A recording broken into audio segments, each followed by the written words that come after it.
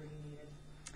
You know, that's an issue that we're all going to debate over the next weeks and months to come, but I feel very safe traveling around our state, and I don't have personal concerns, but it's certainly a debate we will be having, and I think it's an important debate to have.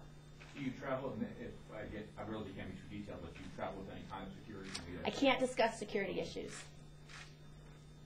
A lot of people, though, in Congress, and you know from the House of Representatives when you serve, a lot of people, it's not uncommon to just, a congressman walks up, you see him in the store. Well, we want to be accessible. I mean, our jobs is to be a voice for the people, and the fundamental role we play is to listen and to hear from our constituents directly about what they want addressed in Washington. So that's not going to change. It's not going to change for me. It's not going to change for our colleagues. That is who we are. It's why we're in public service. It's part of our fundamental job requirement is to listen, to talk, to debate, and then bring those ideas to Washington and represent the values and priorities of the constituents that you represent. So I don't think that's going to change.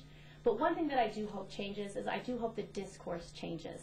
I think this is a wake-up call for America that we have to treat people with respect. We have to have a level of discourse where you can disagree on a policy issue, but it doesn't become an advocacy for violence or hatred. And the vitriol has reached a level that is far too high. So I hope that what we can come together and talk about is take a lesson from this and how do we bring a level of discourse back to the political debate that is respectful and open and honest and does not have the hate-filled rhetoric that unfortunately has been too prevalent in the last decade. How do you think it's gotten to that point, and how do you think it's become acceptable, I guess, for certain segments of the population? I don't know the answer to that question, but it's something I hope that we as a society spend a lot of time thinking about and try to move ourselves away from it. And that means coming together, working on a bipartisan basis, looking for solutions. And frankly, I think that's what the last election was about. I don't think it was about any one particular Democrat or Republican. I think it was about the desire of the American people to have people come to Washington to get their work done, to work together, to compromise, and to find solutions to the tough issues of this economy. I mean, we have so many difficult issues right now, and having a 10% unemployment rate is too high, and it's overwhelmingly difficult for upstate families, for families all across New York. It is very difficult when, because real unemployment is not 10%. I mean, it's closer to 15 or 20% when you account for people who have stopped looking for work and people who are underemployed.